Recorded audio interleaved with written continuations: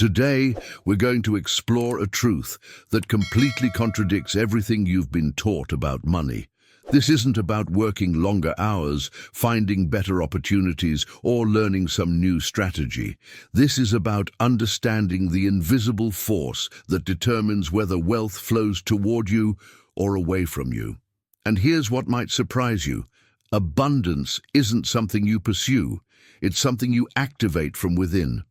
Have you ever noticed how the harder you chase money, the faster it seems to run away from you?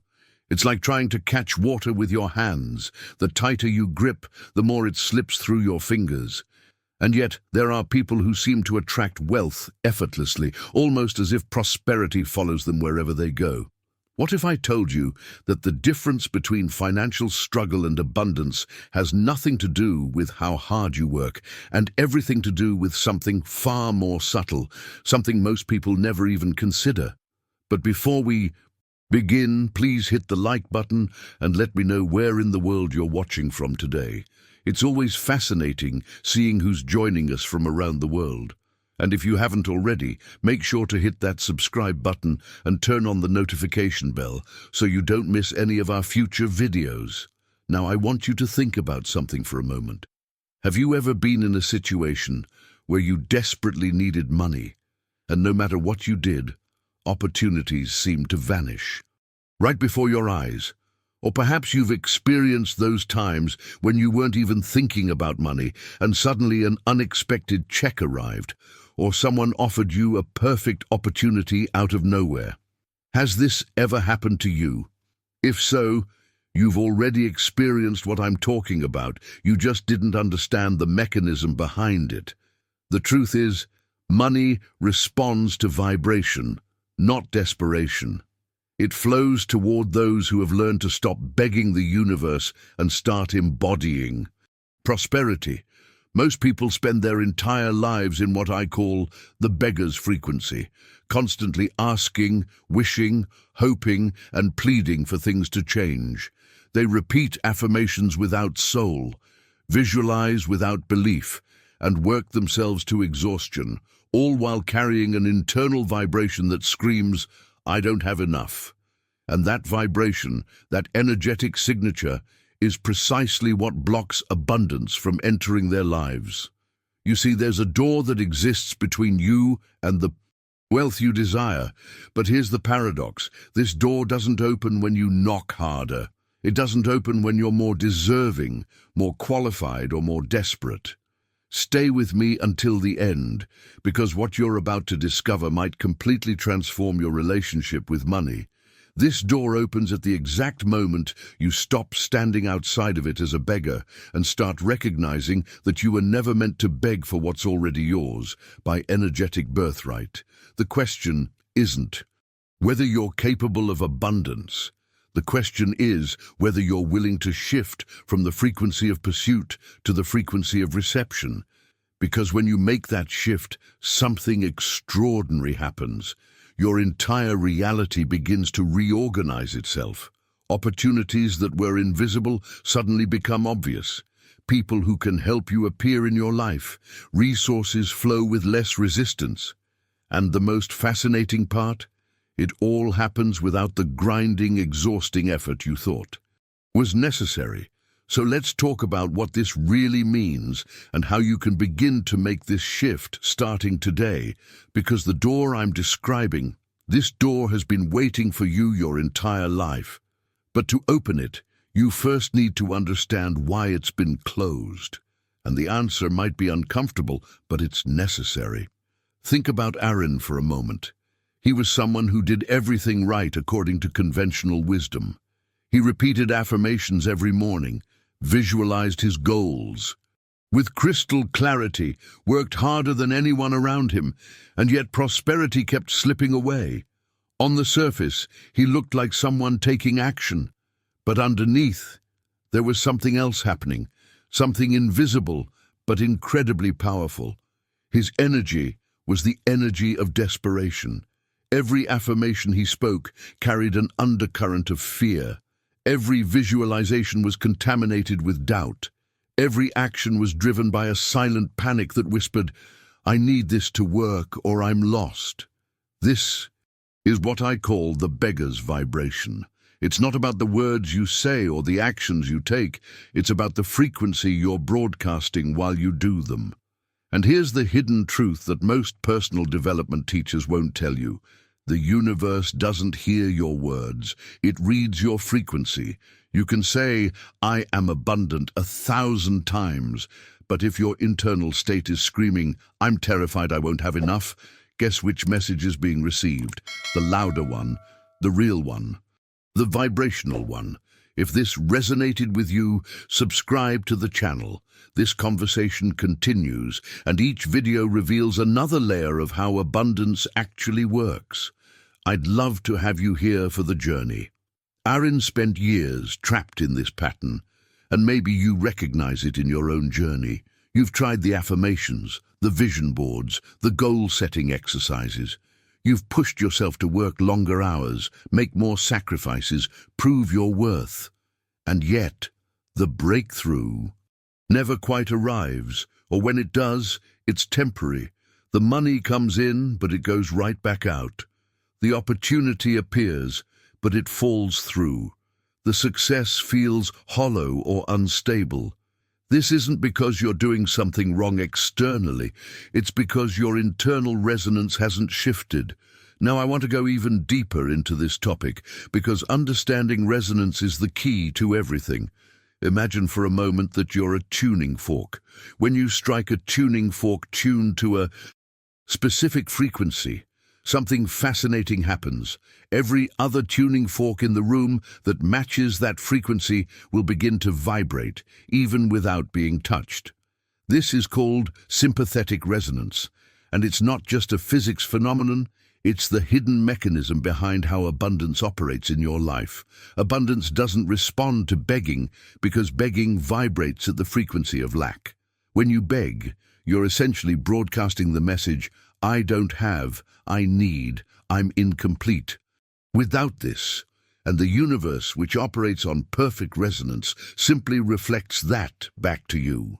More lack, more need, more incompleteness. It's not being cruel or indifferent. It's being precise.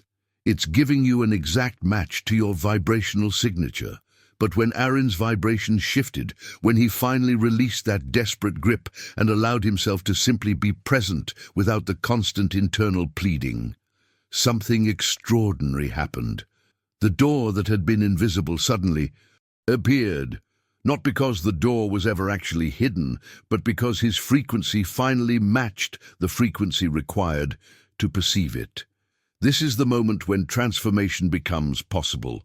When you stop asking permission from reality and start recognizing that you're already worthy of what you seek. The marketplace experience revealed this perfectly. In that moment of surrender, when Aaron stopped trying to force an outcome and simply allowed himself to exist without the weight of desperation, his entire energy field reorganized itself. The echo that responded to him wasn't coming from outside. It was coming from the alignment between his internal state and the abundant reality that had always been there, waiting for him to match its frequency. This is the shift that changes everything, and it's available to you right now. Not tomorrow, not when you've worked harder or become more deserving, but in this exact moment. Because abundance isn't a destination you arrive at. Through effort, it's a frequency you tune into through alignment. Write in the comments, "I'm ready to shift my frequency." Let me know you're connecting with this concept, because what comes next builds directly on this foundation.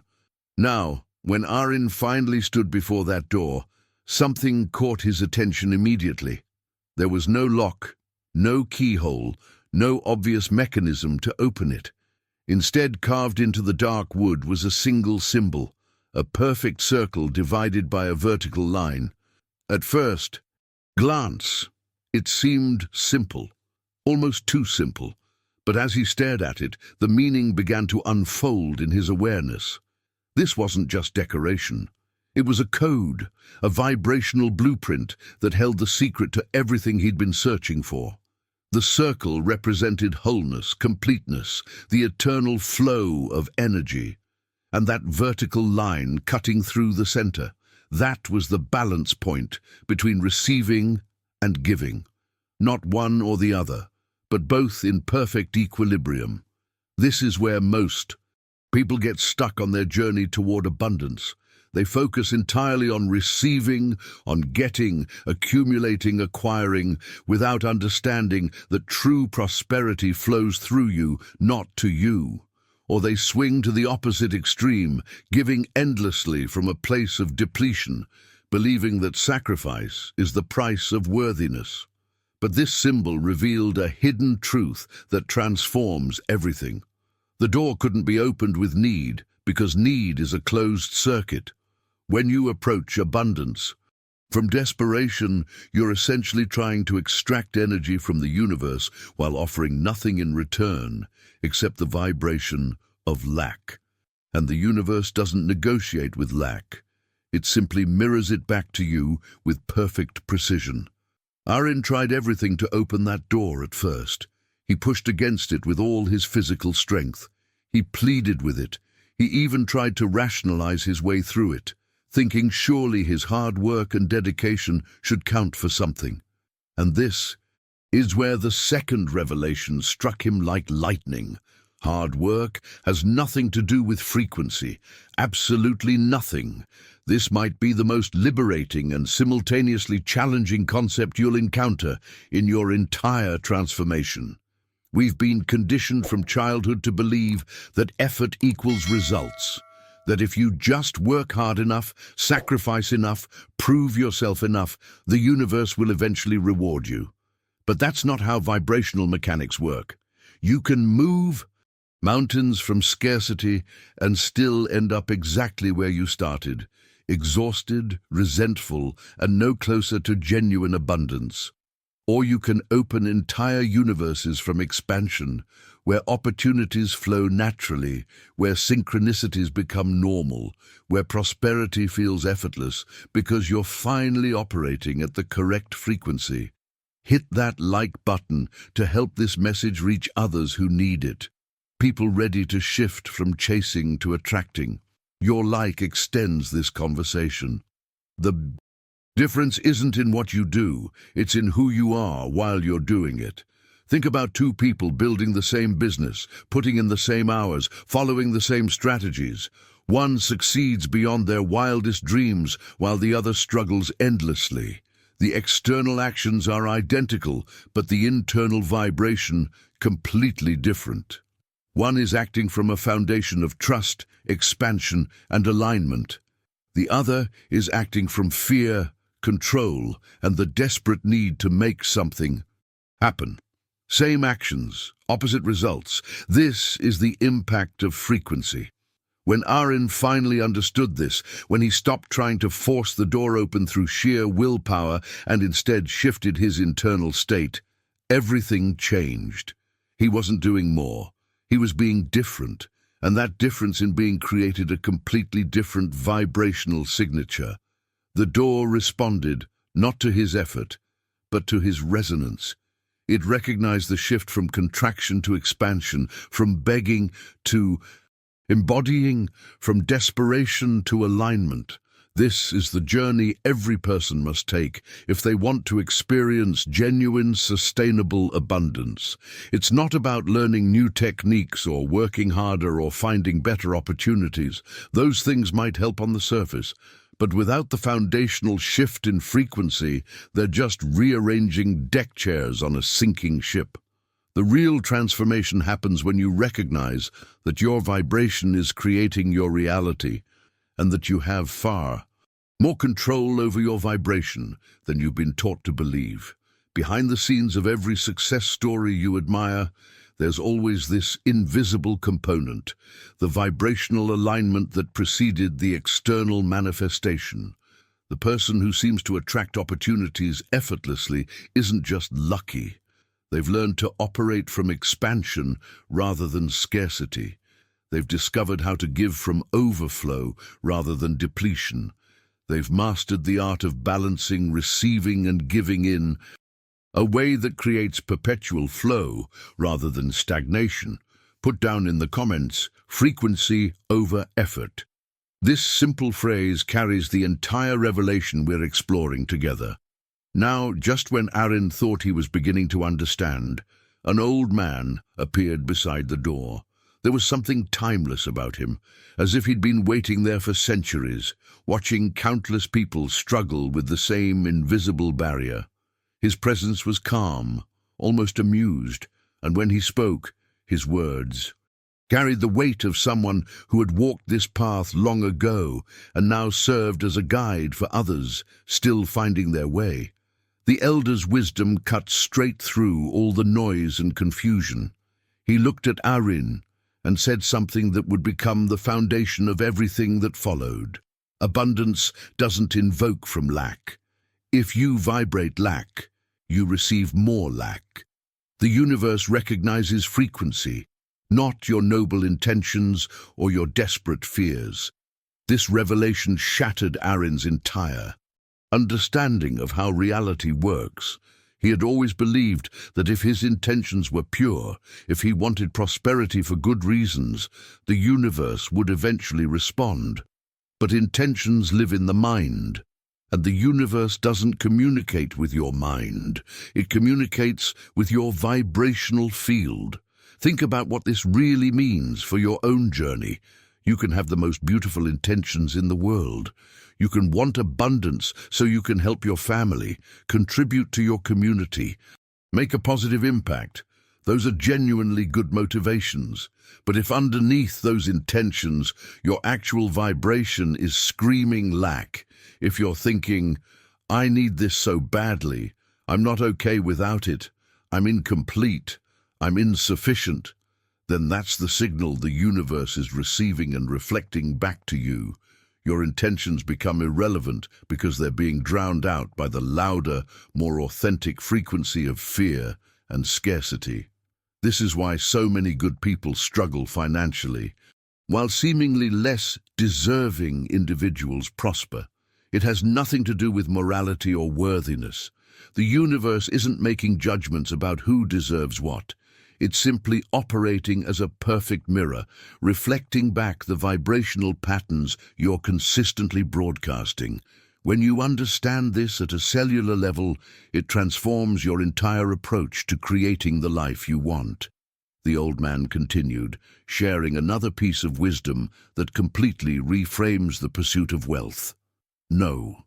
One receives wealth while pursuing it from fear. Those who ask with need are unconsciously saying, I don't have.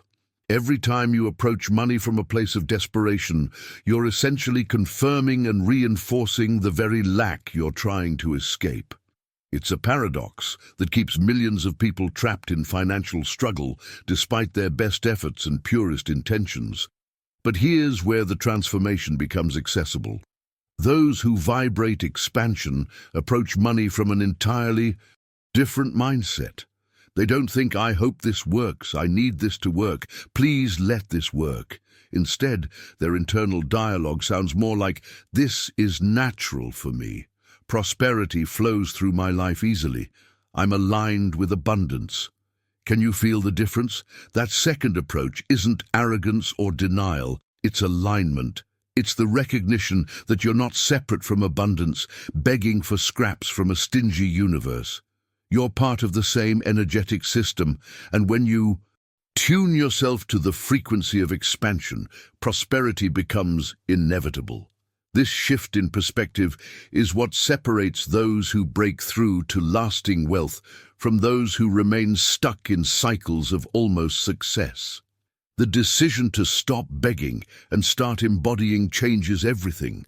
It's not about pretending you're rich when you're not, or ignoring practical realities. It's about fundamentally shifting your relationship with prosperity from something outside me that I desperately need to something that naturally flows through my aligned state of being.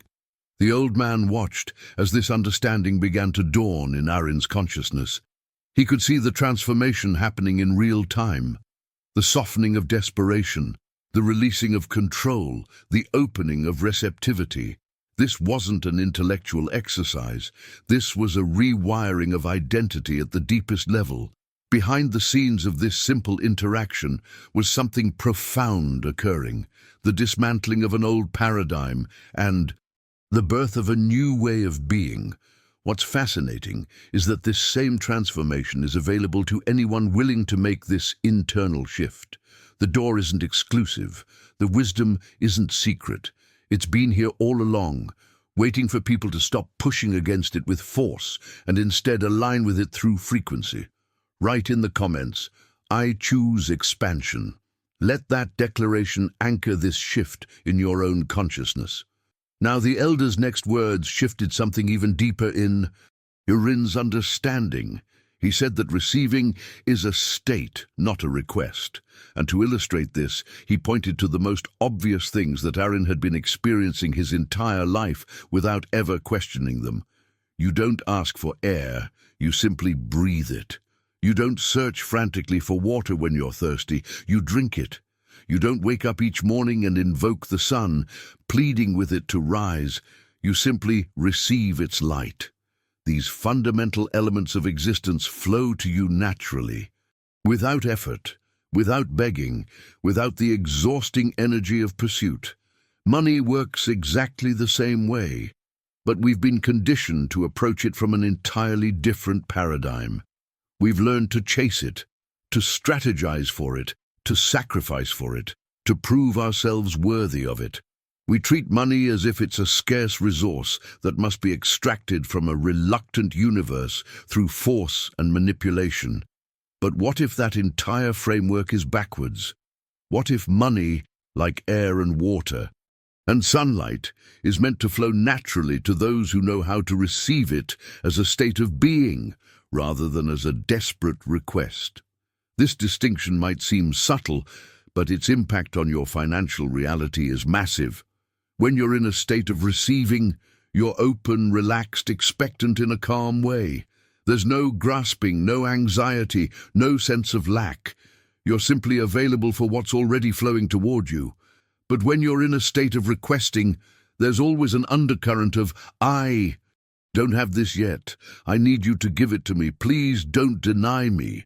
That subtle desperation contaminates the entire transaction, and the universe responds to that contamination rather than to your surface-level desires.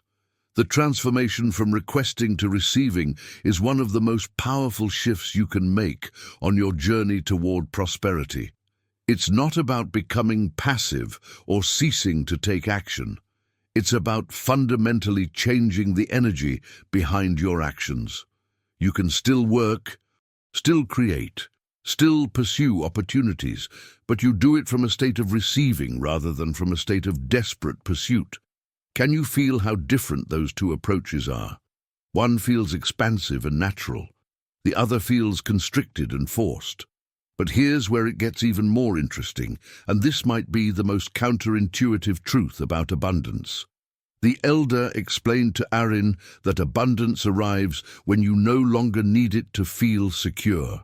Read that again, slowly, because it contradicts everything we've been taught.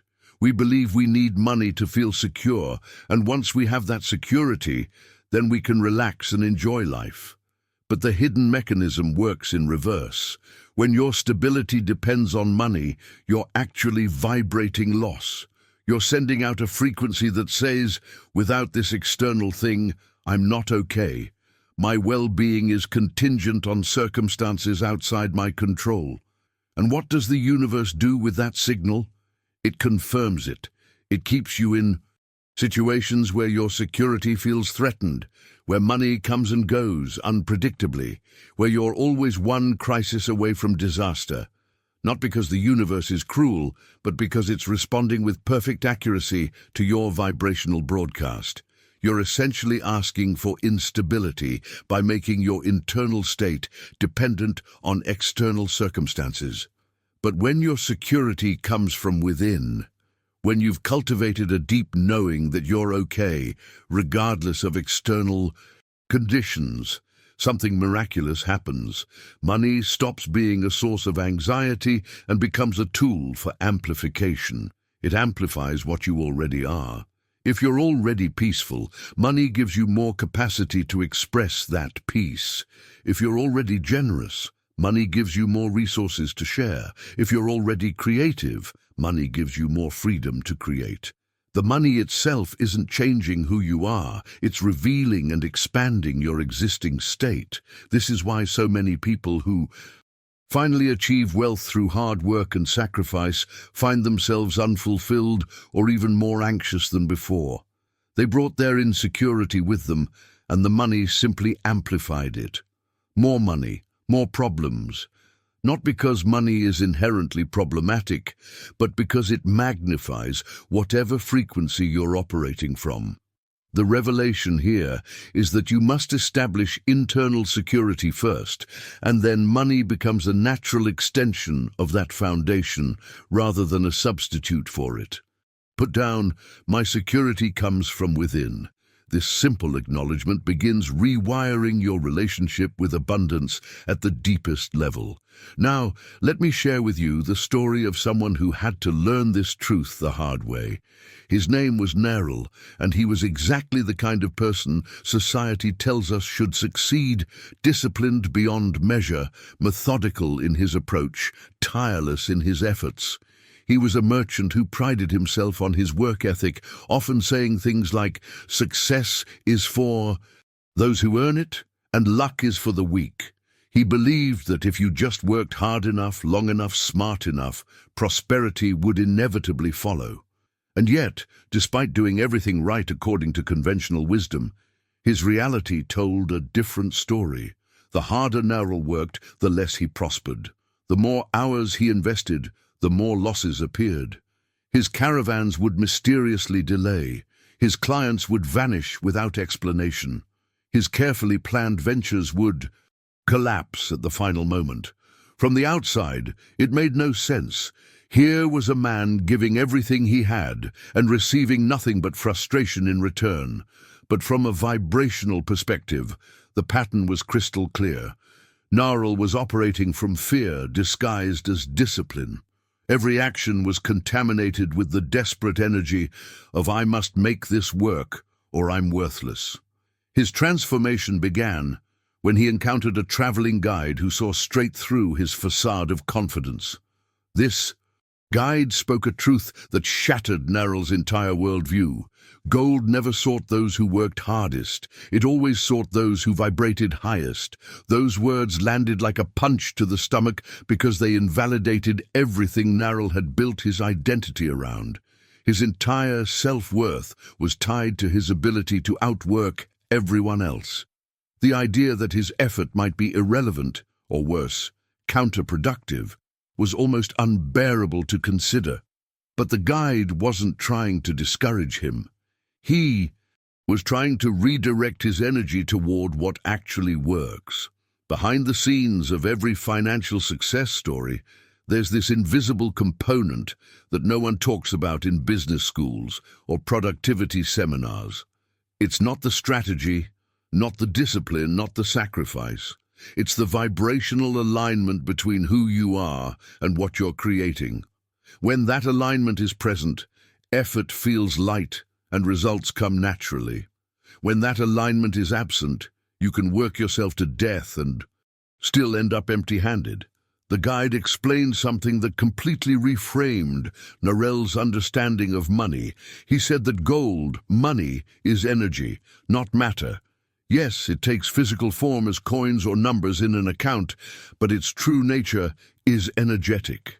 And as energy, it follows a fundamental law. It amplifies whatever it touches.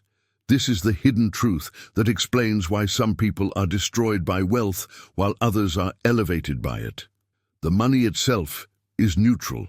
It's simply a magnifier of your existing frequency. If your soul vibrates fear when money touches you, that fear gets amplified. Suddenly, you're not just afraid of not having enough. You're afraid of losing what you have. You're afraid of people wanting things from you. You're afraid of making wrong decisions with your resources. The money doesn't create these fears. It amplifies the fears that were already present in your energy field. And as those fears amplify, they create more debt, more losses, more financial instability, not as punishment, but as a natural consequence of the vibration being broadcast. But if your soul vibrates expansion, when money touches you, something completely different happens. The expansion amplifies.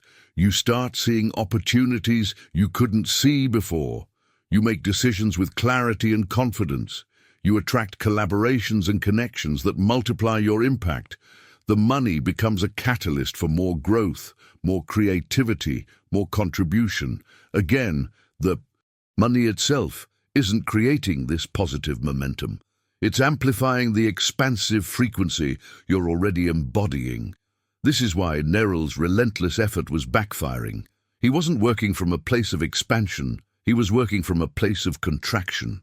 Every action was driven by fear of failure, fear of not being enough, fear of what would happen if he stopped pushing.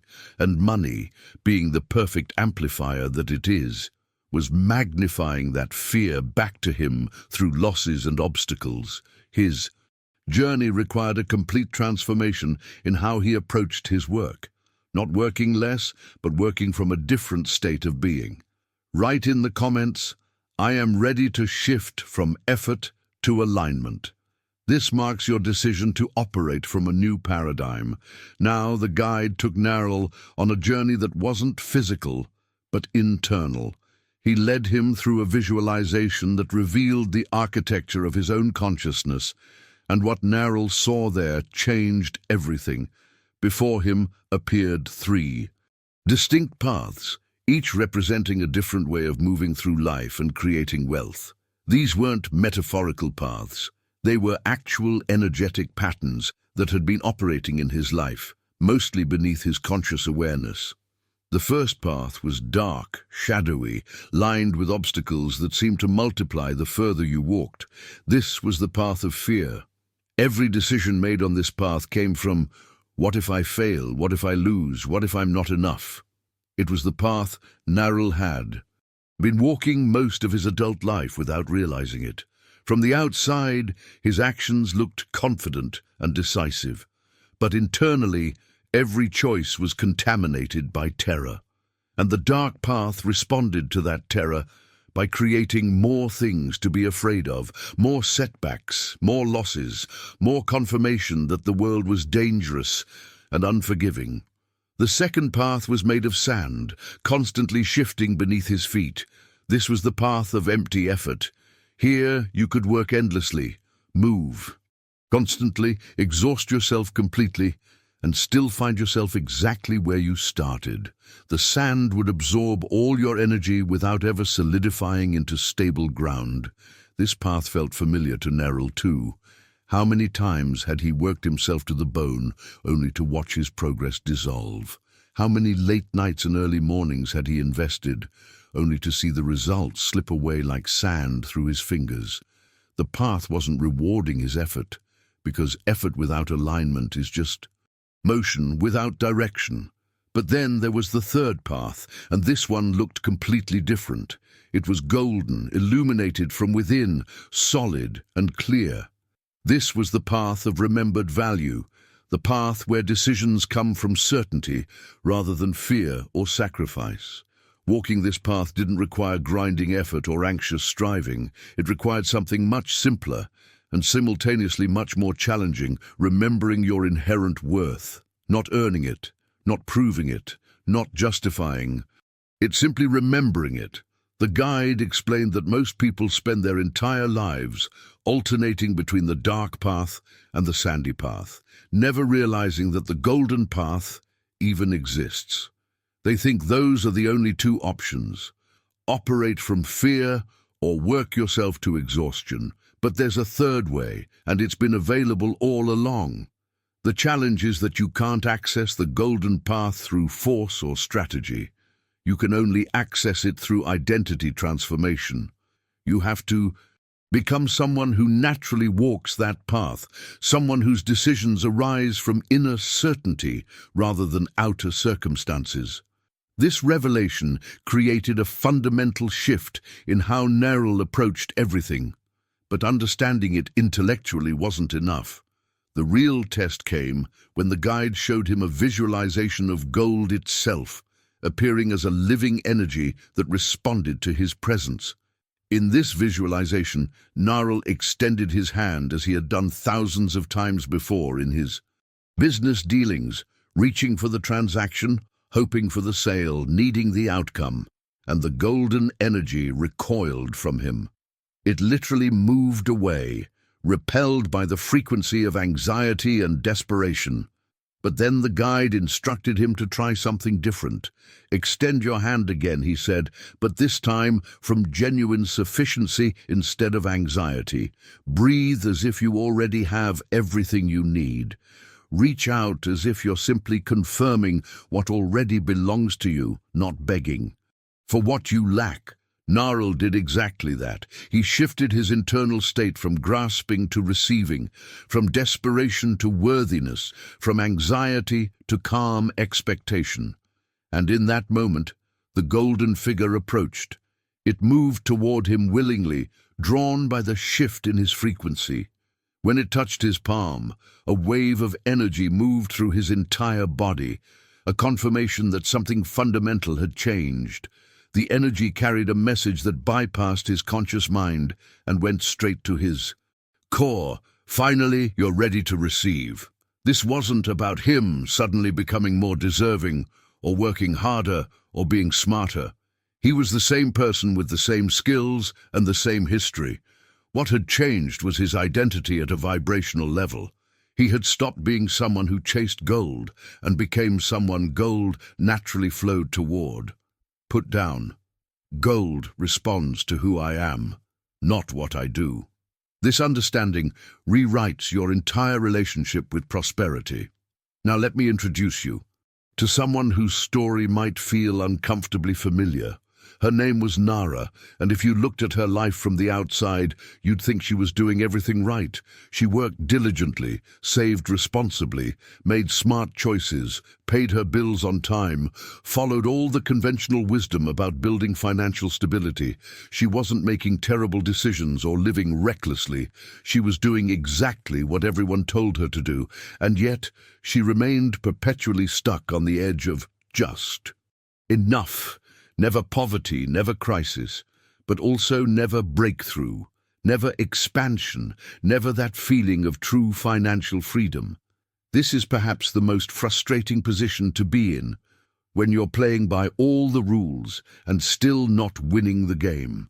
At least if you were making obvious mistakes, you'd know what to fix. But Nara couldn't identify what she was doing wrong because externally she wasn't doing anything wrong. The problem wasn't in her actions at all. It was in something far more subtle, something she couldn't see but was experiencing every single day. There was an invisible barrier separating her from the possibilities she desired, and that barrier wasn't made of circumstance or lack of opportunity. It was made of frequency.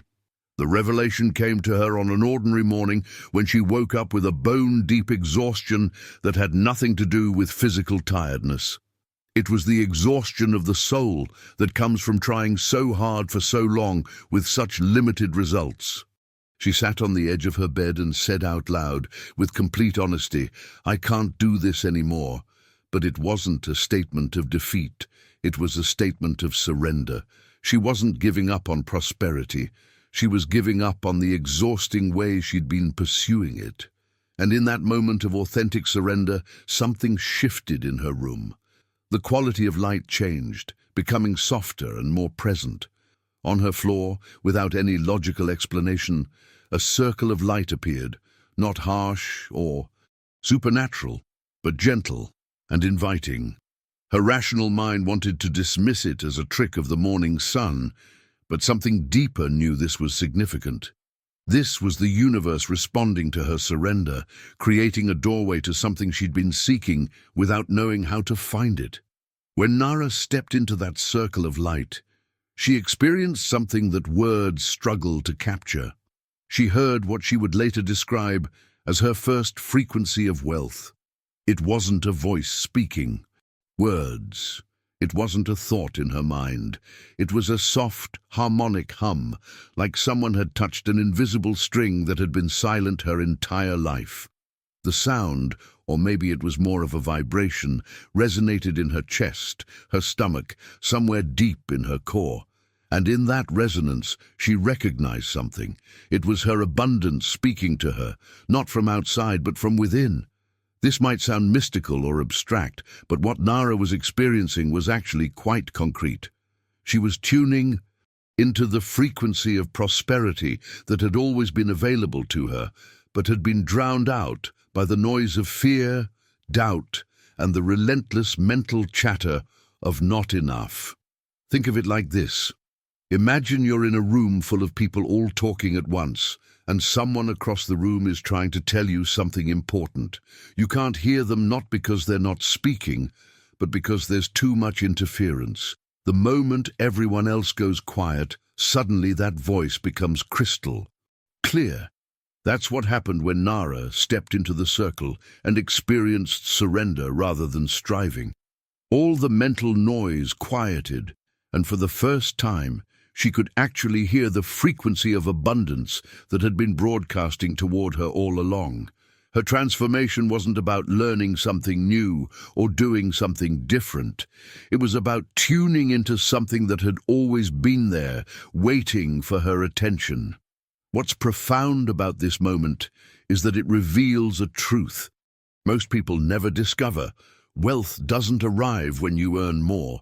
It arrives when you vibrate differently. You can double your income and still feel the same scarcity if your internal frequency hasn't shifted. Or you can maintain the same income but feel completely abundant if your vibration aligns with prosperity consciousness. The external numbers matter less than the internal state, because the internal state is what's creating your experience and attracting your circumstances. Write in the comments, "I am tuning into my frequency of wealth." This declaration opens your awareness to what's already present. Now, as Nara stood in that circle of light, still processing what she was experiencing, the voice that wasn't quite a voice spoke to her again. It told her something that would completely reframe how she understood herself. What she was hearing, what she was feeling in her core, was her base frequency, the vibration she was born with before everything else got layered on top. Before her parents taught her that money was scarce, before society convinced her that struggle was noble, before she learned to believe that she had to prove her worth through endless effort and sacrifice. This is one of the most profound revelations anyone can have on their journey toward abundance. You weren't born worried about money. You weren't born feeling insufficient or unworthy. You didn't emerge into this world carrying anxiety about paying bills or fear about your financial future. All of that came later, absorbed from your environment like a sponge soaking up water. And because you learned these limitations so early and so thoroughly, you began to think they were part of your essential nature. But they're not. They're programming. And programming can be rewritten. Nara's base frequency, the one she was experiencing in that moment of clarity, was pure potential.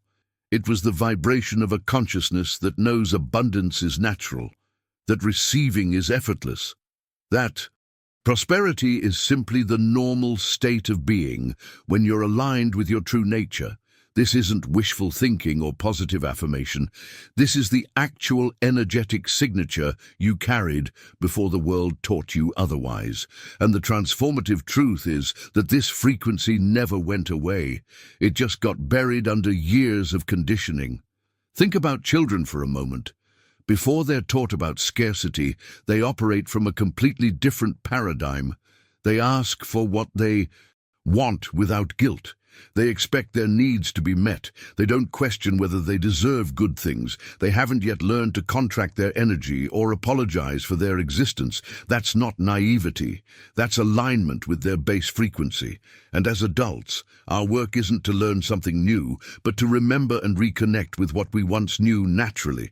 But here's where Nara's journey takes a crucial turn. And this is where most people get stuck on their path to prosperity. She wanted to know what to do with this information.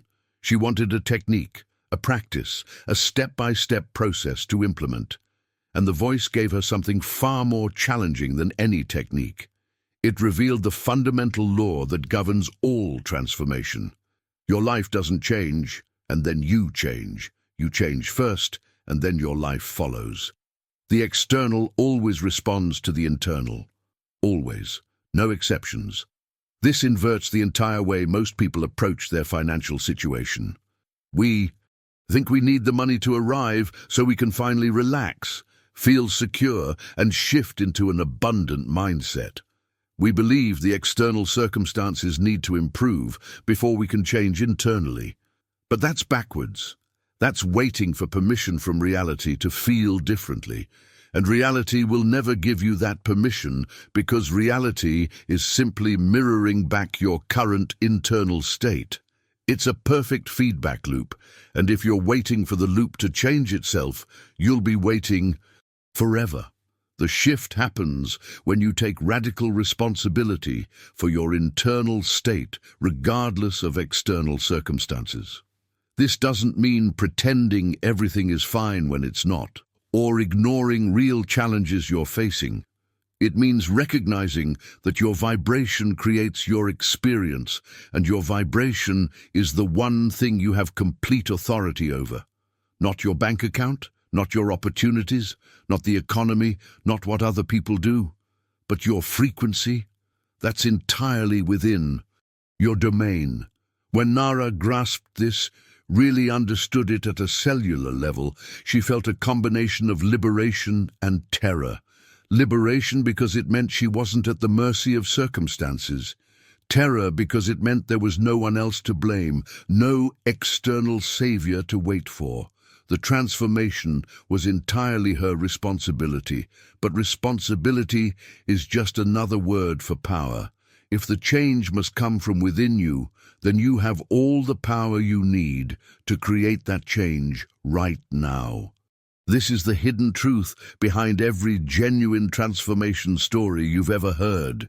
Behind the scenes, before the external breakthrough happened, there was always an internal shift. Someone decided to stop waiting for permission and started embodying what they wanted to experience. They changed their frequency first, and reality had no choice but to reorganize itself to match. Put down, I am the source of my transformation. This acknowledgement places the power exactly where it belongs, with you. Now I want to take you to a place where this principle of internal preceding external becomes impossible to ignore. There was a city called Mirabal, and what made it unique wasn't its architecture or its people or its economy. What made Mirabal extraordinary was that it operated under a law most places keep hidden beneath layers of delay and distraction. In Mirabal, the veil between thought and reality was so thin it was almost transparent. The city had one ancient vibrational law that governed everything within its borders. What you thought, it expanded. What you repeated internally, it amplified. What you held as truth became reality, not eventually, not someday, but immediately. Most of us live in environments where there's a merciful buffer between our thoughts and their manifestations. You can think scarcity today and not see the consequences until weeks or months later. You can doubt yourself in the morning and still have opportunities appear in the afternoon. This buffer gives us the illusion that our thoughts don't matter that much, that what we think is separate from what we experience. But Mirabal removed that buffer entirely. It was like living inside a mirror that reflected everything instantly, showing you with perfect precision what your internal world was creating. Into this city walked a young man named Elon, carrying the same financial struggles most people carry, not dramatic poverty, but constant limitation. He'd tried to improve his situation countless times, but something always seemed to pull him back to the same restricted reality. He'd heard rumors about Mirabal, but he didn't understand what he was walking into. He thought it was just another city where he might find better opportunities or make connections that would change his luck. The moment Elon entered Mirabal, he had a thought that would have been completely harmless in any other place. He looked at the beautiful architecture, the thriving marketplace, the obvious prosperity around him, and his mind automatically generated a familiar pattern. What if this is too expensive for me? What if I don't belong here? What if I can't afford to stay? These weren't dramatic thoughts. They were the kind of subtle, almost invisible doubts that run through most people's minds dozens of times a day without notice. But in Mirabal, nothing goes unnoticed. The instant that thought formed in his consciousness, something visible began to happen. A shadow appeared at his feet. Not his regular shadow from the sun, but something else, a darkness that seemed to emerge from his own energy field. And unlike a normal shadow that stays a consistent size, this one grew. It expanded with every repetition of the fearful thought, feeding on his internal scarcity, manifesting his doubt into visible form. Elon watched in horror as the shadow grew from the size of a coin to the size of his hand, then to the size of his body, spreading across the ground like spilled ink. The city wasn't punishing him. It wasn't being cruel or judgmental. It was simply showing him, with complete accuracy, what his thoughts were creating. In most places, those same thoughts would have created the exact same shadow: limited opportunities, closed doors, financial struggle. But the manifestation would have been delayed enough that he'd never make the connection between his thinking and his reality. A woman sitting nearby watched this unfold with the patient expression of someone who'd seen it happen many times before. She called out to him calmly, "You've thought scarcity, and the city has simply responded. Here, we don't pretend that thoughts are harmless. We see them for what they are, creative forces that shape reality." Her words cut through his panic. She wasn't offering sympathy or rescue. She was offering him the gift of awareness, showing him a truth he'd been blind to his entire life. The impact of this experience on Elon was profound, but not in the way you might expect. The real transformation wasn't about learning to think more positively or control his mind more carefully. It was about finally seeing the direct connection between his internal world and his external circumstances.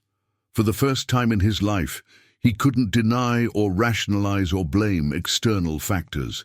The shadow was right there, visible proof that his thoughts had immediate creative power. This is the hidden truth that Mirabal makes undeniable, but that operates everywhere, even in places where the manifestation takes longer. Your thoughts aren't just private mental events that stay locked inside your head. They're broadcast signals, vibrational patterns that attract matching circumstances. The only difference between Mirabal and where you live now is the speed of feedback. In your world, you think scarcity today and experience its consequences gradually, making it easy to miss the connection. But the mechanism is identical.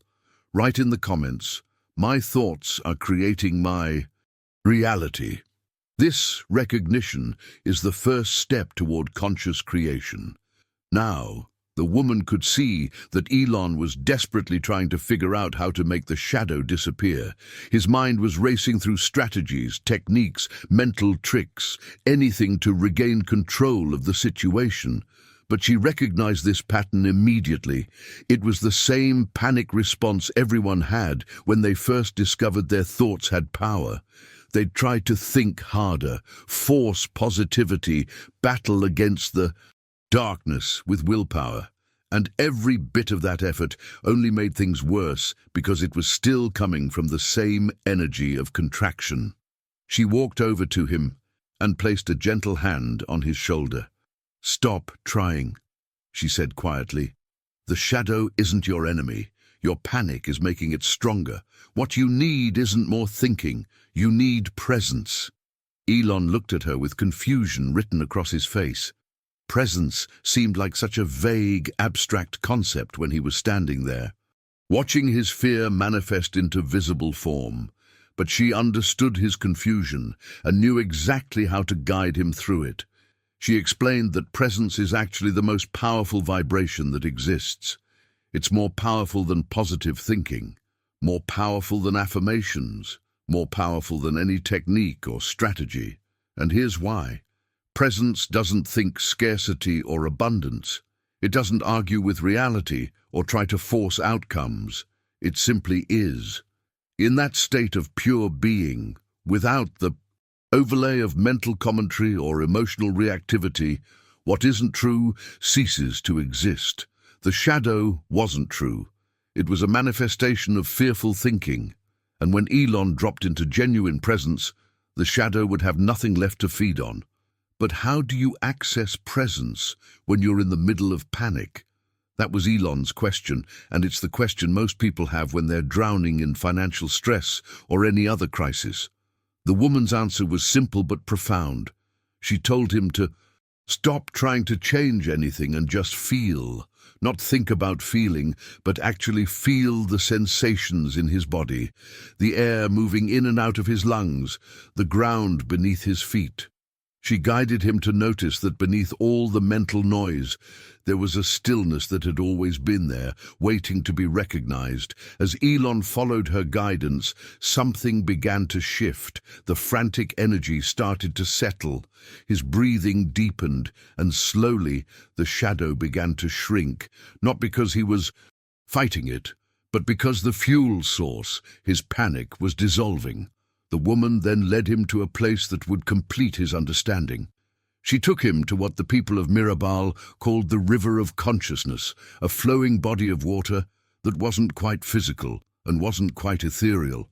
It existed in that space between matter and energy, and it had the remarkable property of showing people what they truly were, beneath all the stories and identities they'd constructed. When Elon placed his hands in that river, he experienced something that no words can fully capture. He felt thousands of invisible threads touching his skin from within, as if the water was reaching past his physical form and connecting with the very essence of his being. The sensation was overwhelming, but not uncomfortable. It was like every cell in his body suddenly woke up and remembered something it had forgotten. In Mirabal, everything is pure vibration. The buildings, the streets, the people, even the air itself, all of it responding moment by moment to the collective consciousness of everyone present. But what became crystal clear to Elon in that moment was this: the external forms don't matter. The only thing that matters is what you are beneath the surface. Not what you do, not what you have, not what you've achieved or failed at. Only what you are vibrationally. Because that vibration is what creates everything else. It's the invisible architecture that determines what you attract, what you experience, what becomes possible or impossible in your reality. The river showed him something else too. It showed him that his financial struggles had nothing to do with lack of opportunity or bad luck or any external factor he'd been blaming. They were the perfect reflection of his internal frequency. He'd been vibrating lack, and reality had been faithfully mirroring that back to him with absolute precision. Not as punishment, but as feedback. The universe was simply showing him what he was. Broadcasting, giving him exactly what he was asking for through his dominant vibration. This revelation wasn't meant to make him feel guilty or ashamed. It was meant to liberate him, because if his external circumstances were being created by his internal state, then changing his external circumstances became simple. Not easy, but simple. All he had to do was shift what he was being, and everything else would reorganize itself accordingly. Put down, "I am shifting from doing to being." This marks your recognition that transformation happens from the inside out. Now I need to share with you a story that might be the most important one yet, because it reveals something most people never want to face until they have no choice. This is about a man named Rail, and what happened to him illustrates a truth that's both terrifying and liberating. Rail had built what looked like a successful business. From the outside, everything seemed solid. Steady clients, consistent revenue, a reputation in his field. He'd invested years of his life into creating this foundation, and he believed that his hard work had finally paid off. Then, almost overnight, it all collapsed. His business partner betrayed him. His main client unexpectedly terminated their contract. An investment he'd counted on fell through in spectacular fashion. Within weeks, Rael had lost everything he'd spent years building. His savings evaporated, his security vanished. The identity he'd constructed around being a successful businessman crumbled into dust. By every conventional measure, this should have been the worst moment of his life. The moment where desperation and panic took over completely. But something unexpected happened instead. When the dust settled and Rael sat alone in the silence of his empty office, he didn't feel the crushing desperation he anticipated. Instead, he felt something he hadn't experienced in years. Silence. Pure, clear, uncomplicated silence. For the first time since he could remember, his mind wasn't running after a new worry, wasn't strategizing the next move, wasn't calculating risks or trying to control outcomes. The constant mental noise that had been the soundtrack of his life for so long suddenly went quiet. And in that space of silence, something revealed itself. It was something that had been there all along, but was completely drowned out by the chaos of his striving and achieving and protecting. He realized that his business hadn't been built on vision or passion or genuine value creation. It had been built on fear. Every decision he'd made, every client he'd pursued, every late night at the office, all of it had been driven by a desperate need to prove he was enough, to avoid the catastrophe of failure, to maintain the illusion of security. This is the hidden truth that loss sometimes forces us to see. What we thought was stability was actually just a really elaborate coping mechanism. What we thought was success was actually just fear dressed up in achievement. The collapse hadn't destroyed something real, it had exposed something false, and while that exposure was painful, it was also the beginning of genuine transformation. A guardian figure appeared in Rael's life shortly after this awakening, someone who could articulate what he was beginning to sense. This guardian explained something that completely reframed the entire experience. He told Rael that for years he'd been vibrating fear at his core, fear of falling, fear of not being enough, fear of failure, fear of being exposed as insufficient. And here's what's crucial to understand. His business hadn't been separate from that fear. His business had been an amplifier of that fear. Every success amplified his fear of losing it. Every client amplified his fear of not keeping them satisfied. Every dollar earned amplified his fear of not earning the next one. The business itself became a massive resonance chamber for his underlying frequency of fear, and it kept growing that fear until the whole structure became unsustainable. The collapse wasn't punishment from the universe. It wasn't bad luck or betrayal, though those were the external forms it took. It was resonance reaching a breaking point. Think about what this means for your own life. Whatever you're building right now, whether it's a business, a career, a financial portfolio, any external structure, it's not neutral. It's amplifying whatever frequency you're operating from. If you're building from fear, your creation will amplify fear until it either transforms or collapses. If you're building from genuine expansion and alignment, your creation will amplify that instead, becoming a source of more growth and possibility. The Guardian helped Rael see that losing everything wasn't the tragedy it appeared to be. It was the necessary dismantling of a structure that was built on the wrong foundation. Now he had the opportunity to rebuild from a completely different frequency, not from fear of failure, but from alignment with his actual purpose. Not from desperation to prove something, but from the quiet certainty that comes from internal security rather than external validation. This is perhaps the most profound shift anyone can make on their journey toward authentic prosperity. It's the shift from building things to escape your fears to building things that express your truth. Write in the comments, "I am ready to build from truth, not fear." This declaration marks a fundamental shift in how you create your reality. Now, what the Guardian taught Rail next is something that applies to everyone, whether you've experienced dramatic loss or not. The lesson wasn't about how to recover from loss or rebuild what was destroyed. Those are surface-level concerns. The real lesson was about vibrating differently from the ground up. Most people, when they experience setback or failure, focus all their energy on getting back up quickly, on recovering what they lost, on returning to where they were before. But that's exactly the wrong approach, because it keeps you operating from the same frequency that created the problem in the first place.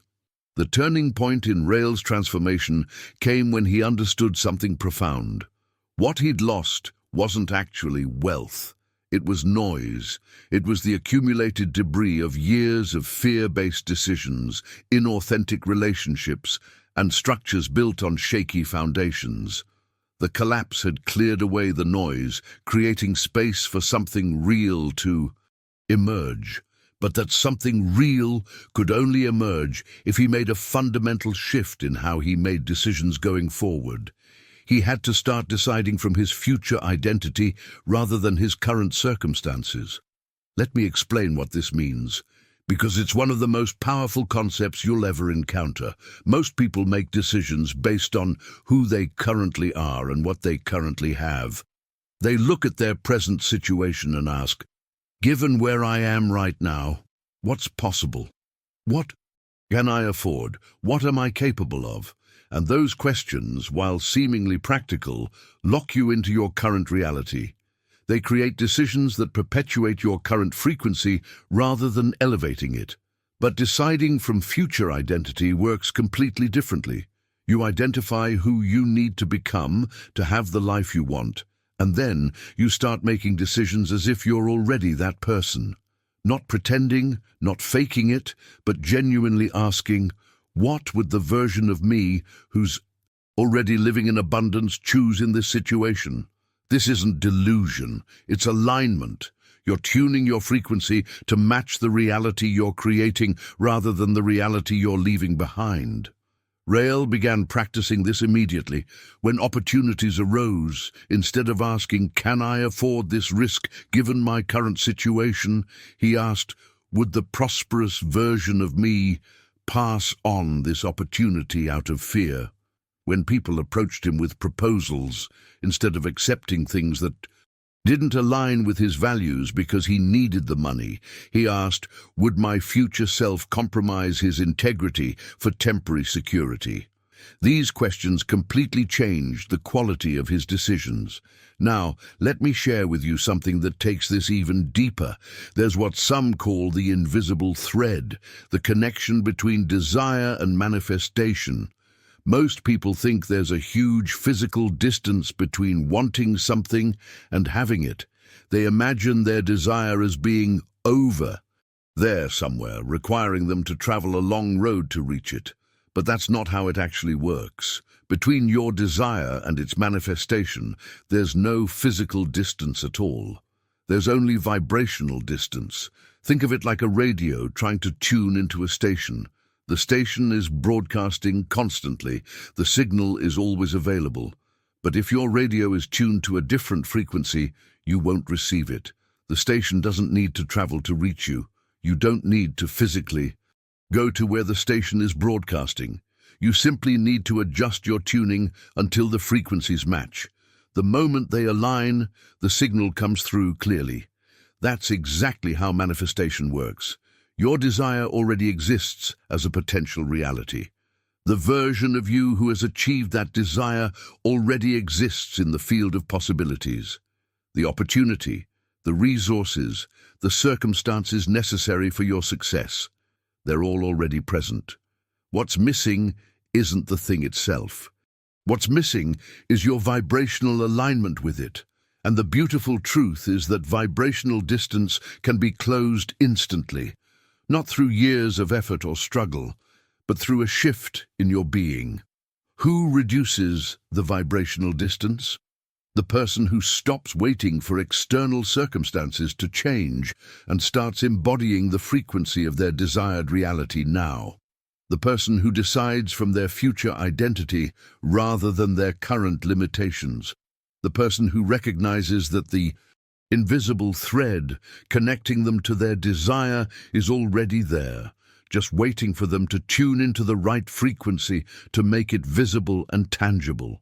This is why some people seem to manifest things effortlessly while others struggle for years without progress. It's not about worthiness or luck or working harder. It's about vibrational proximity. Those who manifest easily have learned to close the vibrational distance quickly. They don't let the gap between desire and manifestation stay wide. They shift their frequency immediately to match what they're calling in. Put down, "I am closing the vibrational distance now." This statement activates your awareness of the invisible thread connecting you to your desires. Now, there's another piece of this puzzle that's absolutely critical, and it involves understanding why so many people get close to their desires but never quite reach them. This is the story of Leora, a woman who discovered something that changed everything about how she approached her goals. Leora was someone who knew how to want things. She could set goals with clarity, visualize outcomes with precision, and feel genuine excitement about possibilities. Her problem wasn't in the desiring, it was in what happened after the desire was born. See, most people have no trouble generating desire. You can easily imagine a better financial situation, a more fulfilling career, a life with more freedom and possibility. That initial spark of wanting is natural and effortless.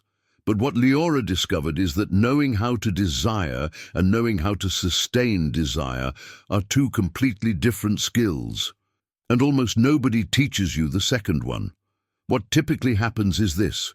You have a desire, you get excited about it, maybe you even take some initial steps toward it, but then, almost immediately, your own vibration begins to sabotage the very thing you're trying to create.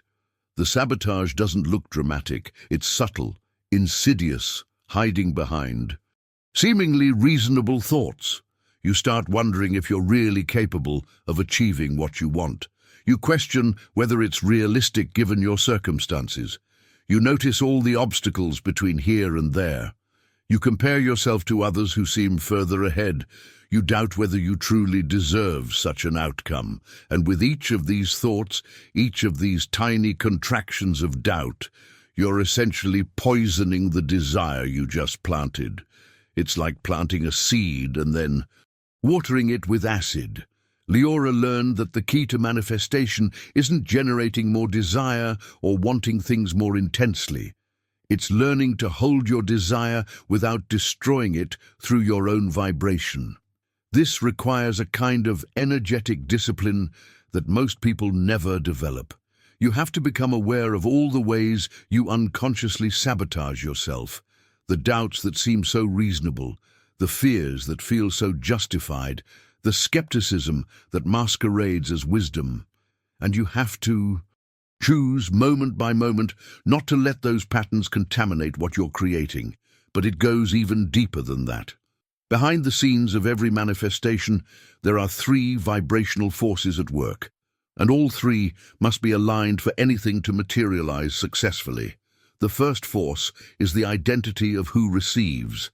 This isn't about whether you want something. It's about whether you can hold it at an identity level. Can you sustain being the person who has this?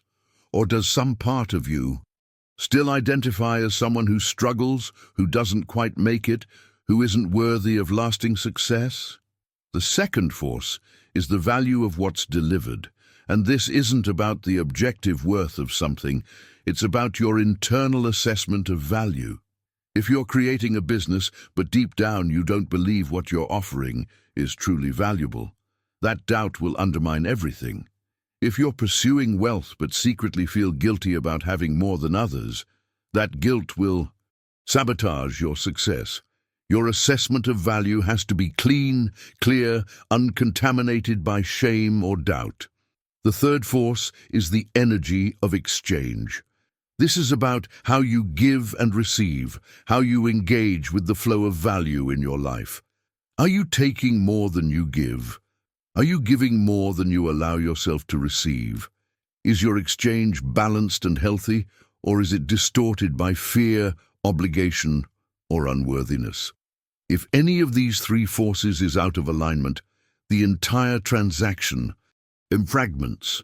The desire may start to manifest, but it won't complete, or it'll arrive and immediately leave, or it'll arrive in a distorted form that brings more problems than solutions. This is why you can have two people pursuing the same goal with the same strategy and the same effort, but get completely different results. The external actions are identical, but the vibrational forces behind those actions are completely different. One person has all three forces aligned. They've claimed the identity. They believe in the value and they engage in balanced exchange. The other person is fragmented, wanting one thing while being another, doubting the value while trying to create it, taking or giving from dysfunction rather than flow. The transformation happens when you bring conscious awareness to all three forces and deliberately align them. You ask yourself, am I truly embodying the identity of someone who has this? Do I genuinely value what I'm creating and offering? Am I engaging in exchange from a place of balance and wholeness? These questions reveal where the fragmentation exists, and awareness is the first step toward integration. Write in the comments, I am aligning all three forces. This declaration brings your attention to the invisible architecture of manifestation. Now, let me introduce you to someone whose journey reveals a completely different way of relating to success.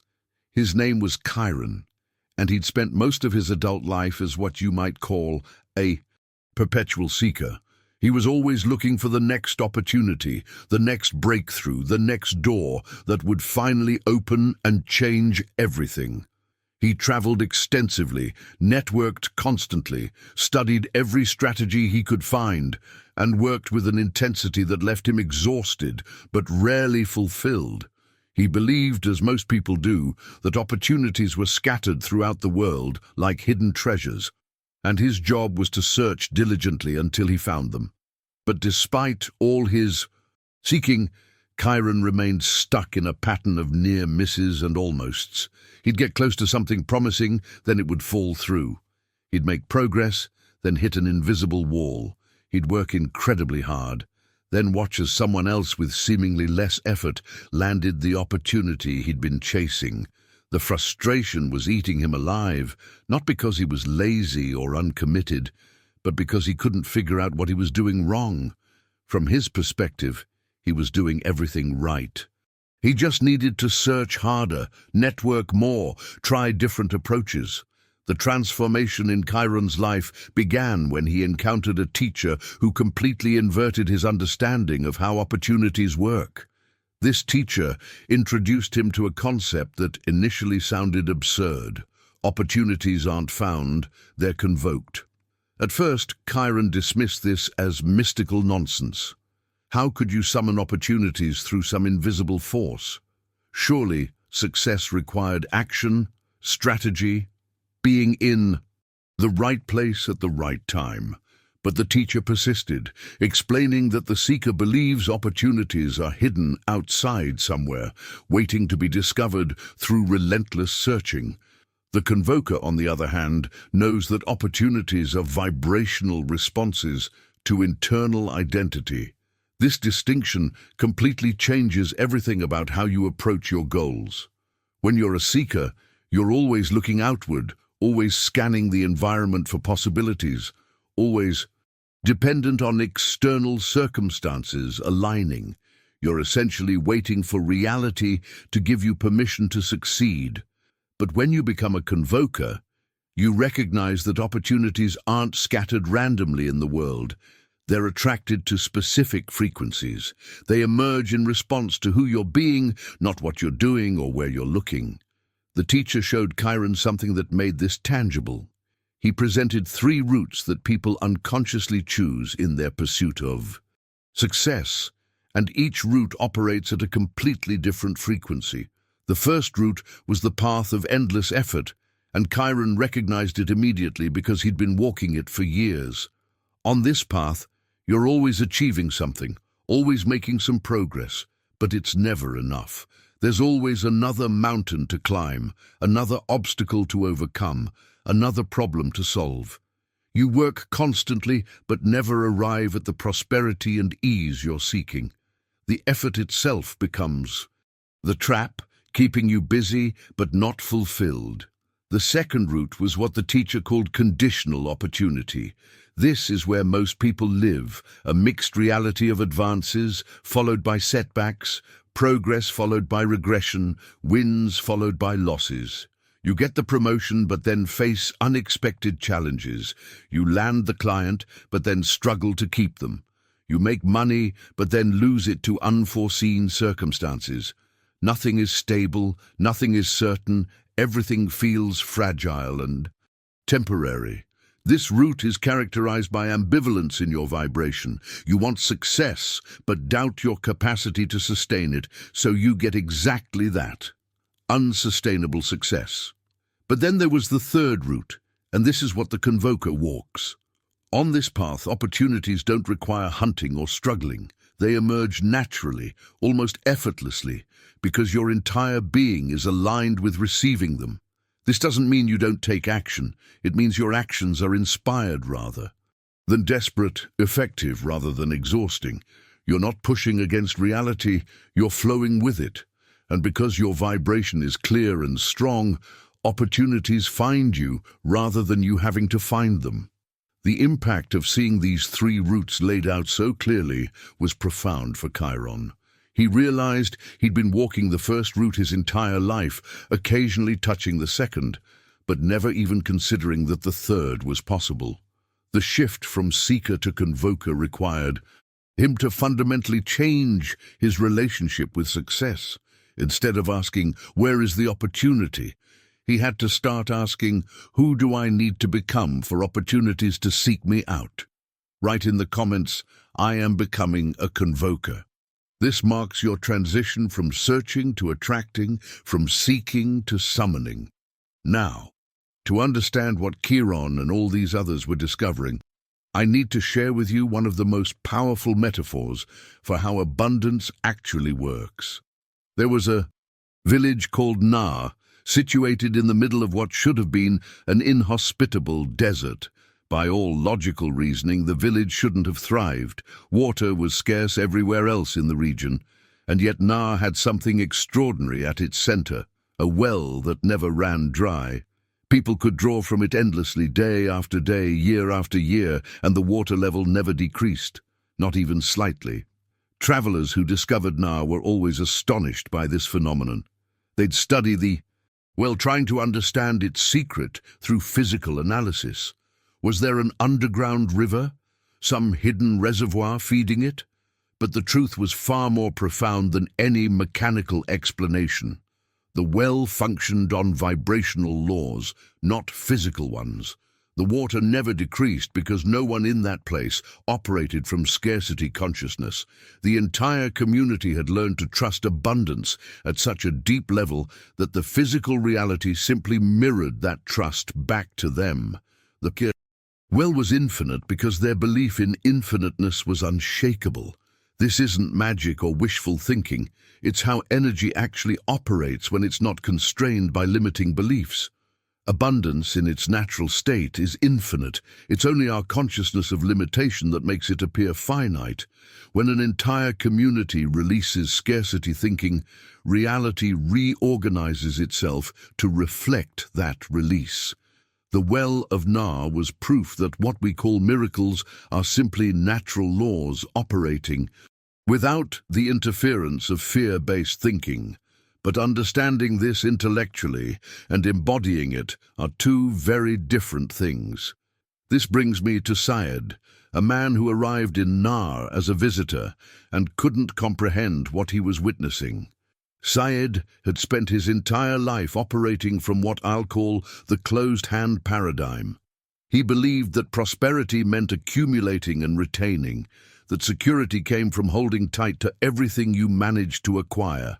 Every coin he earned, he guarded jealously. Every resource he controlled, he protected fiercely.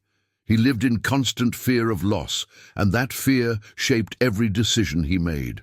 When Syed saw the infinite well and heard the villagers explain how it worked, something in him resisted violently. His entire worldview was built on scarcity, the belief that resources are limited, that you must compete for your share, that letting go means losing. The idea that abundance could flow infinitely if you simply trusted it seemed not just wrong but dangerous. What if you gave freely and nothing came back? What if you stopped guarding your resources and they disappeared? These fears had governed his life for so long they felt like wisdom rather than limitation. An elder in the village recognized Syed's struggle and took him aside to teach him something essential. She showed him two ways of holding water. First, she closed her fist tightly around water, squeezing with all her strength. The water seeped out between her fingers, escaping despite her desperate grip. Then she opened her hand completely, palm up, relaxed and receptive. She dipped it in the well and lifted it out. The water stayed in her open palm, even though nothing was forcing it to remain there. The lesson was obvious but profound. When you close your hand in an attempt to retain what you have, you actually prevent more from entering. Your grip becomes a barrier. But when you open your hand, when you release the desperate need to control and hoard, you create space for abundance to both rest in your palm and flow through your life. The open hand receives naturally and continuously. The closed hand struggles and ultimately loses what it's trying so hard to keep. Syed watched this demonstration with tears in his eyes because he recognized the pattern of his entire life. Every relationship he'd damaged by being too controlling, every opportunity he'd missed by being too afraid to invest, every experience he'd denied himself by being too protective of his resources. His closed hand had cost him far more than opening it ever could have. The transformation required him to do something that felt terrifying. Consciously practice opening his hand, both literally and metaphorically, to give when his instinct screamed to hoard, to trust when his conditioning demanded control, to release when every fiber of his being wanted to grip tighter. But as he began this practice, something miraculous happened. The more he opened, the more he received, not because the universe was rewarding him, but because he'd finally aligned himself with the natural flow of abundance. Put down, "I choose the open hand." This simple declaration begins the practice of allowing abundance to flow rather than forcing it to stay. Now, there's an aspect of abundance that almost nobody talks about, and it might be the most important piece of the entire puzzle. It's not about attracting or manifesting or creating. It's about your actual capacity to receive. And here's what's fascinating. Most people who struggle financially think their problem is that they're not getting enough opportunities or resources coming their way. But the hidden truth is often the opposite. The flow is trying to reach them, and they're unconsciously blocking it at the reception point. There was a place where this became impossible to ignore. In the town of Talis, there existed a mirror unlike any other. Most mirrors reflect your physical appearance, your face, your body, your surface presentation. But this mirror reflected something far more revealing, your vibration around receiving. When you stood before it, the mirror showed you the actual relationship you had with the act of receiving, and it did so with a clarity that was sometimes brutal but always accurate. The mirror didn't judge or criticize. It simply revealed what was already there but usually hidden from conscious awareness. A woman named Neria came to this mirror after years of wondering why her life remained so limited despite her obvious capabilities. She was talented, hard-working, educated, and yet prosperity seemed to avoid her. She'd tried everything to improve her situation, worked harder, learned more skills, made better plans, but nothing created lasting change. When she heard about the Mirror of Talis, something told her this was where she'd find her answer, though she had no idea what she was about to discover. Standing before the mirror, Neria expected to see something related to her work ethic or her strategies or her mindset. What she saw instead shocked her completely. The mirror began showing her a series of scenes from her life, but not the big moments she thought defined her. Instead, it showed the small, seemingly insignificant interactions she'd completely forgotten about. A colleague offering to help with a project and Neria declining because she thought accepting would make her look weak. A neighbor bringing over food and Neria refusing because she didn't want to feel indebted. A friend complimenting her work and Neria deflecting with self-deprecation. Someone offering to pay for coffee and Neria insisting on splitting the bill to maintain equality. Each scene was tiny, forgettable, the kind of moment that passes without leaving any apparent impact. But the mirror revealed something devastating. Every single one of these micro-rejections was closing down her capacity to receive. Every time she said, "I can do it alone," "I don't need help," or "that's too much," she was essentially training her energy field to reject flow. It wasn't conscious. She wasn't trying to sabotage herself. In her mind, she was being strong, independent, not wanting to burden others. But energetically, she was building an impenetrable wall around herself that abundance couldn't penetrate. The guardian of the mirror explained something that completely reframed Neria's understanding. Your capacity to receive is like a muscle. It strengthens with use and atrophies without it. If you constantly refuse small gifts, small help, small acts of generosity, you're not just declining those specific things. You're training your entire system to operate in rejection mode. You're telling the universe, through your actions and your energy, "I don't receive, I don't allow, I don't permit flow to come through me." And the universe, being the perfect mirror that it is, honors that message by withholding larger flows of abundance. This revelation hit Neria like a physical blow. She'd spent years cultivating independence and self-sufficiency, thinking these were strengths, and in some ways they were. She was capable and resourceful, but she'd taken it too far. She'd made independence into a prison, cutting herself off from the natural exchange and flow that abundance requires. Behind the scenes of her financial struggle wasn't a lack of opportunity or capability. It was a vibration that said, "I don't receive," so consistently and convincingly that reality had no choice but to honor it. The transformation for Neria began with something deceptively simple, learning to say yes to small offers without immediately reciprocating or deflecting, accepting a compliment without diminishing it, allowing someone to buy her lunch without insisting on paying them back, receiving help without feeling like she owed something in return. These tiny acts of receiving felt uncomfortable at first, almost physically painful, because they contradicted everything she'd built her identity around. But each time she practiced receiving, she was expanding her capacity. She was training her energy field to allow flow rather than block it.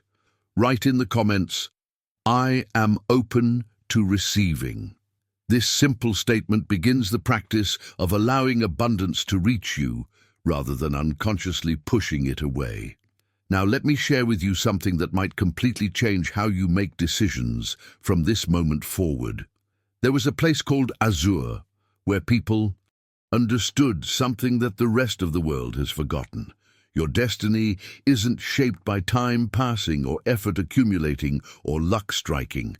Your destiny is shaped by vibrational decisions, choices made from a specific frequency that literally alters the trajectory of your life. Most people make decisions from their current circumstances, asking, "What can I afford? What's safe? What won't make me look foolish?" But those questions lock you into the reality you're already experiencing. A Woman named Saren arrived in Azure after years of making what she thought were smart, practical decisions that somehow never led anywhere meaningful. She'd chosen the sensible career over the exciting one. She'd taken the secure opportunity over the risky venture. She'd said no to things that felt too big and yes to things that felt manageable. And every single one of those decisions had kept her exactly where she was, safe, maybe, but stuck.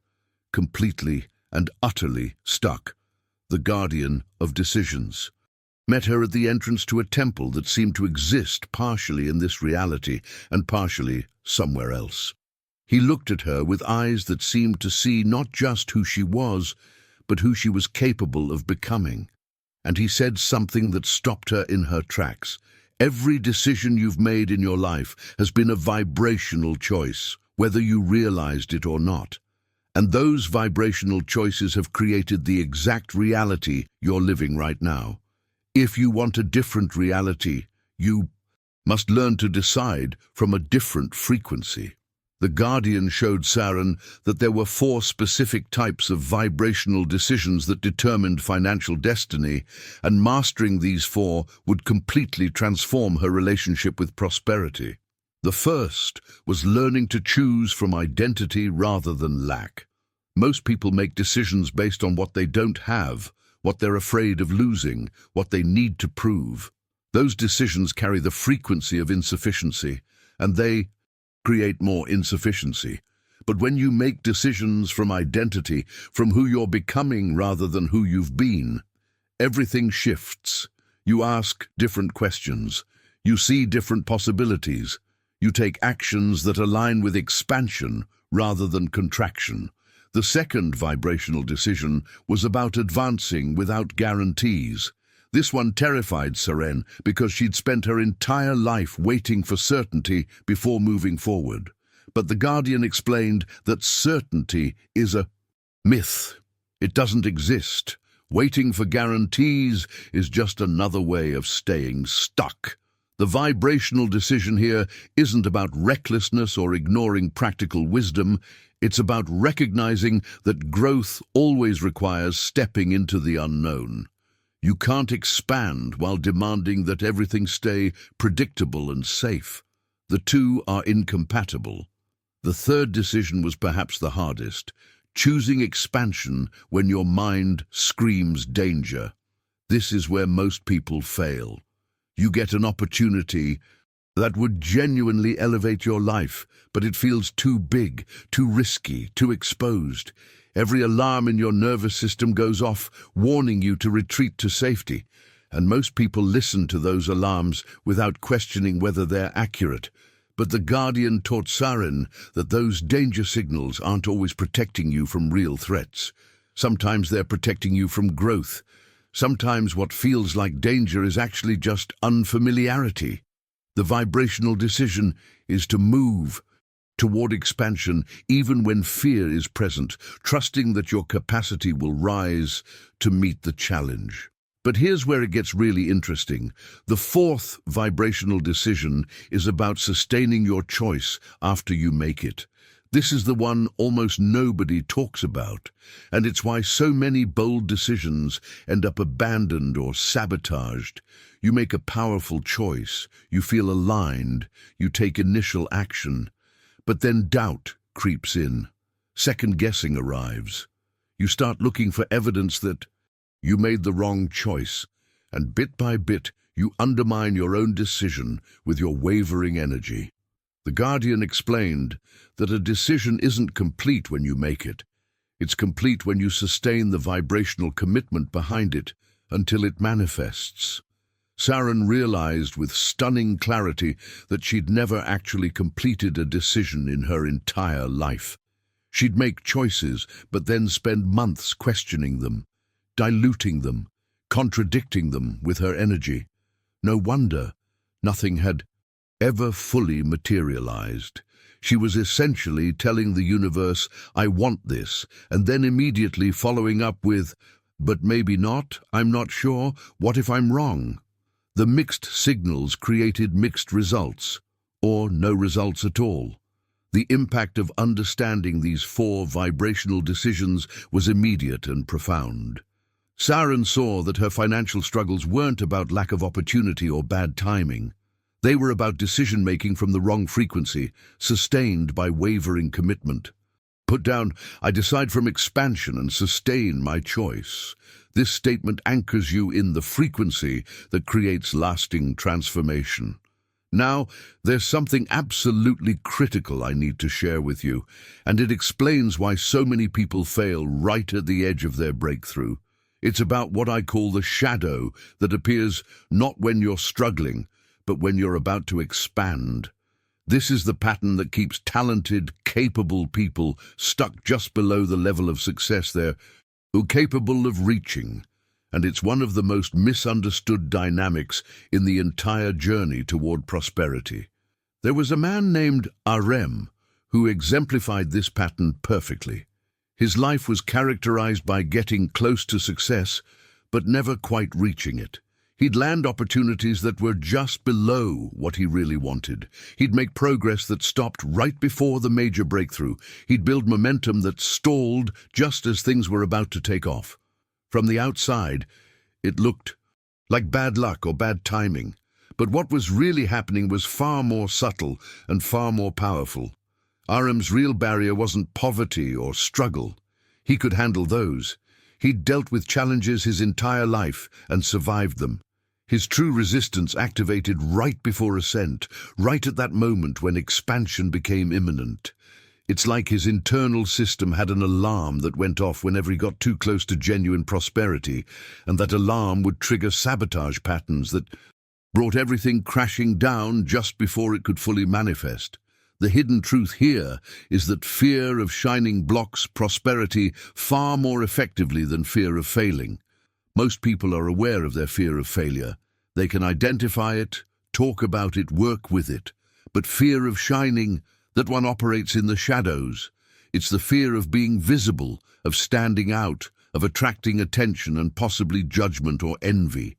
It's the fear that success will change you or alienate you from the people you love.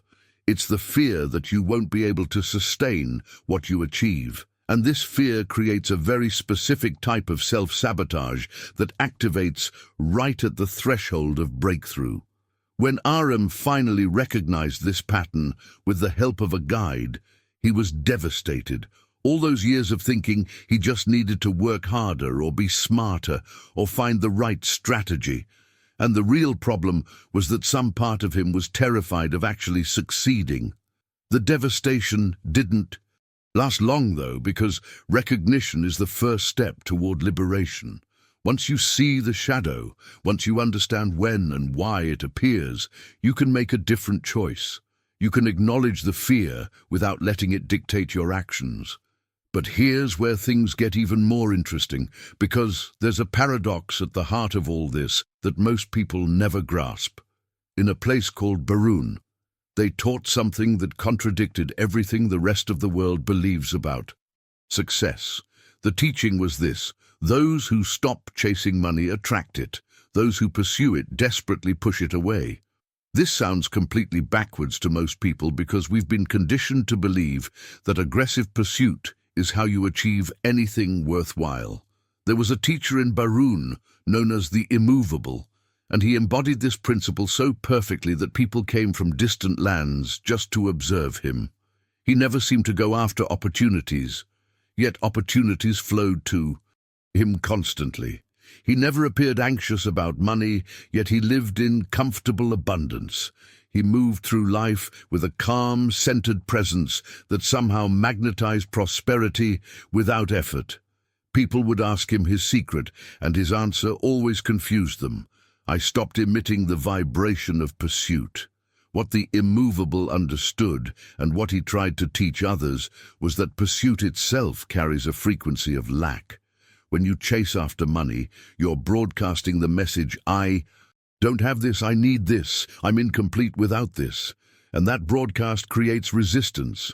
Money, like all forms of energy, moves toward alignment and away from desperation.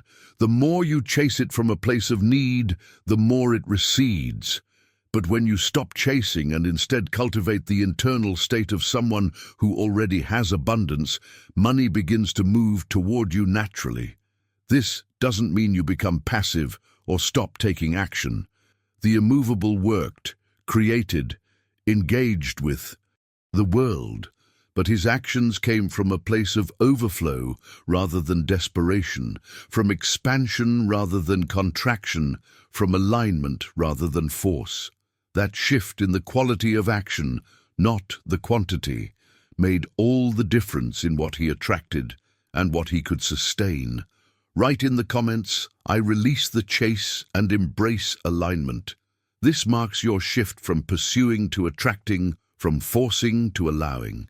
Now, everything we've been exploring comes down to something that most people fundamentally misunderstand about how reality works. In a place called Arum, there was a community that had discovered something profound over generations of observation and experience. They realized that beliefs aren't just simple ideas floating in your mind. They're energetic structures that actively mold external reality. This wasn't philosophy or wishful thinking. It was something they could observe and measure in the fabric of their lives. What the people of Arum understood was that wealth didn't grow from what they did in the physical world. It grew from what they believed in the energetic realm. This distinction is absolutely crucial. You can take two people, give them identical resources, identical knowledge, identical opportunities, and they'll create completely different results, not because one works harder or smarter, but because the energetic structure of their beliefs is different. One person's beliefs create an architecture that supports and expands wealth. The other person's beliefs create an architecture that resists and repels it. Think of beliefs as invisible frameworks that determine what can and cannot enter your experience. If you have a belief structure that says money is hard to come by, that belief literally creates barriers in your energetic field that make money flow difficult. It's not that you consciously push money away, it's that your belief structure acts as a filter, only allowing through experiences that confirm what you already believe. This is why changing your beliefs isn't just helpful for feeling better, it's essential for actually transforming your financial reality. But here's where it gets really interesting, and this is where a young person named Ale made a discovery that changed everything. Ale grew up watching people in the marketplace, observing who prospered and who struggled, and he noticed something that nobody else seemed to see. The people who worked hardest weren't necessarily the ones who thrived. They say people with the best strategies weren't guaranteed success. There was some other factor at play, something invisible but incredibly powerful. What Ale discovered was this: the universe doesn't pay you for how much you work. It pays you for how much you expand. This truth is so contrary to everything we're taught that most people reject it immediately. We're conditioned to believe that compensation is directly tied to effort, that the harder you work and the more hours you put in, the more you should receive. But that's not how energetic laws operate. The universe responds to expansion, not exertion. Think about what expansion actually means. It's not about getting bigger in a physical sense. It's about increasing your capacity to hold, receive, create, and allow. When you expand internally, you create more space for abundance to flow into your life. You become like a larger container that can hold more without overflowing or cracking. But when you remain contracted, even if you're working incredibly hard, you're like a small container.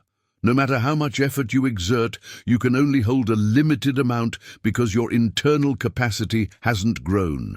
This is why some people work themselves to exhaustion and barely scrape by, while others seem to generate wealth with relative ease.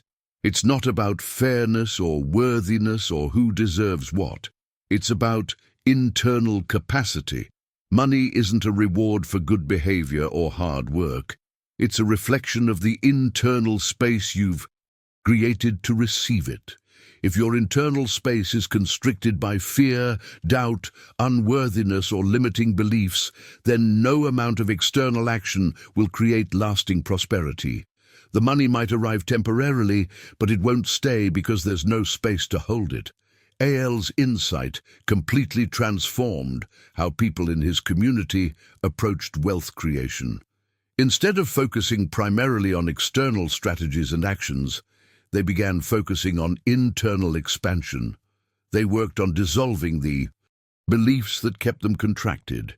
They practiced receiving without guilt.